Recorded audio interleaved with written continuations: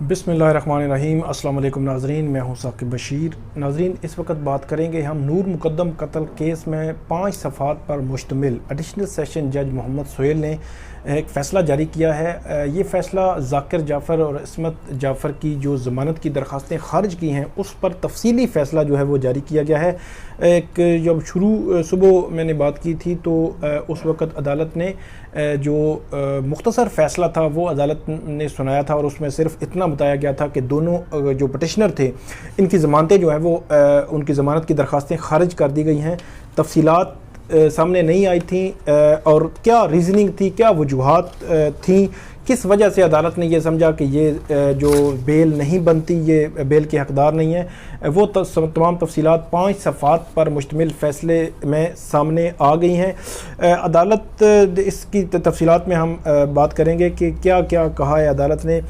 इसमें जो अगर मैं बात करूं 5 पेजेस के फ़ैसले में, तो अदालत ने ऑर्डर जो लिखा है इसमें एक चीज़ जो बड़ी मेरे लिए नई है, शायद आपके लिए भी नई होगी, कि इसमें अदालत ने ऑर्डर जो लिखवाया है, थोड़ा सा कन्फ्यूजन मुझे हो रही है कि इसमें petitioner accused Zakir Jafar son of Abdul Qadir Jafar and Asmat Zakir Jafar wife of Zakir Jafar. अब मुझे ये लग रहा है कि ये ज़ाकिर जाफ़र जो है वो कोर्ट ऑर्डर के मुताबिक ये अब्दुल कादिर जाफ़र जो है और अस्मत ज़ाकिर जाफ़र का बेटा है और ये अस्मत जो हैं वो वाइफ हैं ज़ाकिर जाफ़र की। अब इसमें किस तरह हम इसको क्लियर कर सकते हैं, ये मैं थोड़ी सी तफसीलात लेके जो है आपको बताऊंगा। ये कोर्ट ने अपने ऑर्डर में लिखा है। शुरू में अदालत ने वही लिखा है कि 20 जुलाई को वाक़या हुआ। कुछ चीज़ें इसमें जब हम वीडियो कर रहे हैं तो क्योंकि ये कोर्ट ऑर्डर है इसलिए इसकी बहुत इंपॉर्टेंस है, इसलिए मैं कुछ चीज़ें स्किप भी कर देता हूँ, लेकिन कुछ चीज़ें इंपॉर्टेंट आपके सामने रखूँगा ताकि कोई इसमें रिपीट ना हो कोई चीज़।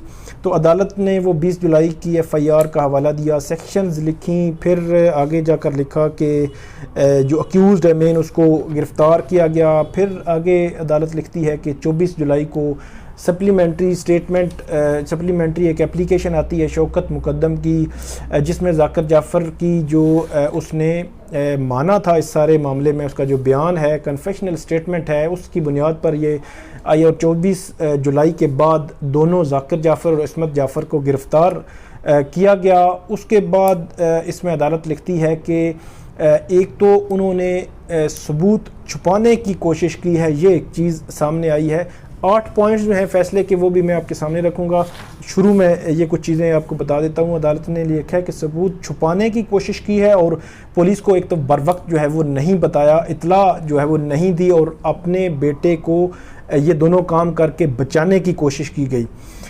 आगे जाकर जो 3rd पैराग्राफ है उसमें अदालत लिखती है कि डिस्ट्रिक्ट जो प्रोसिक्यूटर है उसने और शौकत मुकद्दम जो वकील हैं उन्होंने मुखालफत की इस बेल की, और अदालत ने रीज़निंग जो दी है, रीज़निंग में अदालत ने कुछ अहम जो पॉइंट्स हैं उनकी तरफ इशारा किया है कि जो मुल्ज़म है जो मुल्ज़म ज़ाकिर जाफ़र है उसने ज़ाहिर जाफ़र उसने नूर मुकद्दम का कत्ल किया। इन्वेस्टिगेशन में मज़ीद किरदार सामने आए, मरकज़ी मुल्ज़म की मदद की, जानबूझ कर हक़ाइक़ छुपाने पुलिस आगे जो बात ही, नतीजतन मरकज़ी मुल्ज़म को कत्ल करने में सहूलत फ़राहम की। ये बड़ा इंपॉर्टेंट है कि जो ज़ाकिर जाफ़र है और इस अस्मत जो है इनका रोल जो है इस फ़ैसले में डिफ़ाइन किया है अदालत ने कि इन्होंने उसको सहूलत फ़राहम की, ये सहूलतकार बने।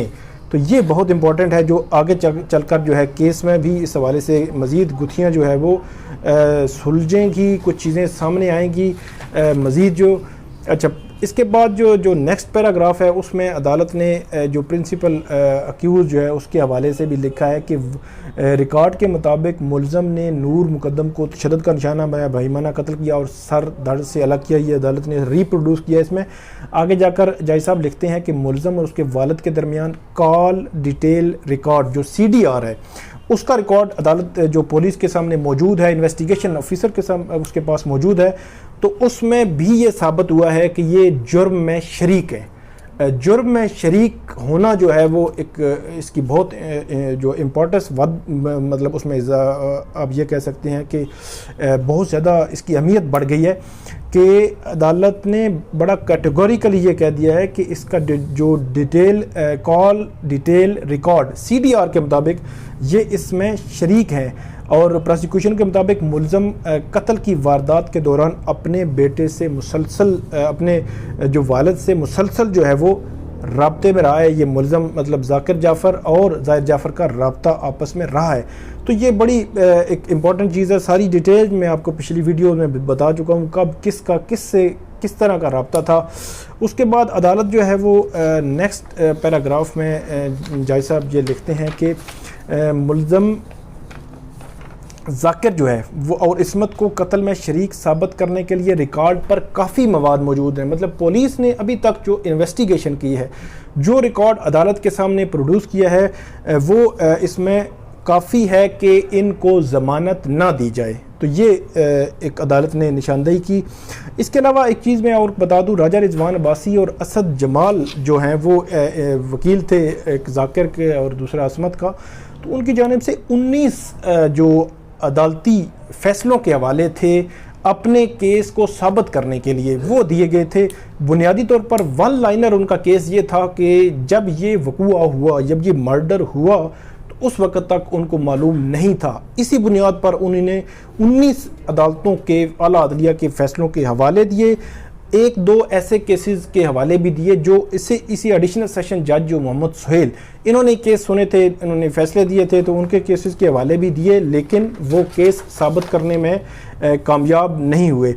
आगे नेक्स्ट पैराग्राफ जो है पैराग्राफ नंबर 5, उसमें अदालत लिखती है कि ऐसा कोई मवाद जो है रिकॉर्ड पर मौजूद नहीं कि मुद्दई पार्टी और मुलजमान के दरमियान माजी में पास में कभी कोई दुश्मनी रही हो और मुलजमान ने संगीन नोयत के जुर्म में मुआवनत की ज़मानत के गैर मामूली रिलीफ के ये जो है वो मुस्तहिक नहीं है।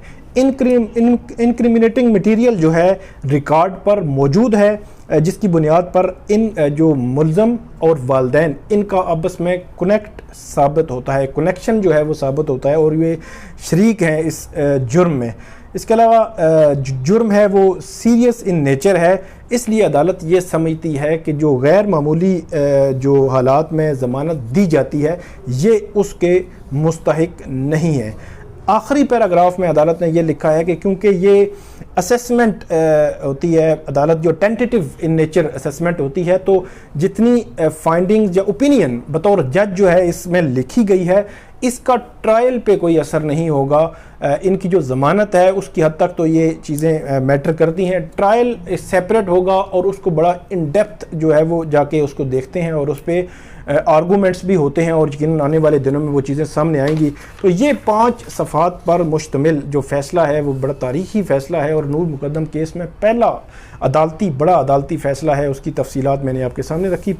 तो आइंदा भी जो अपडेट होगी वो भी मैं आपको बताता रहूँगा। इस पर कमेंट ज़रूर कीजिएगा। बहुत शुक्रिया।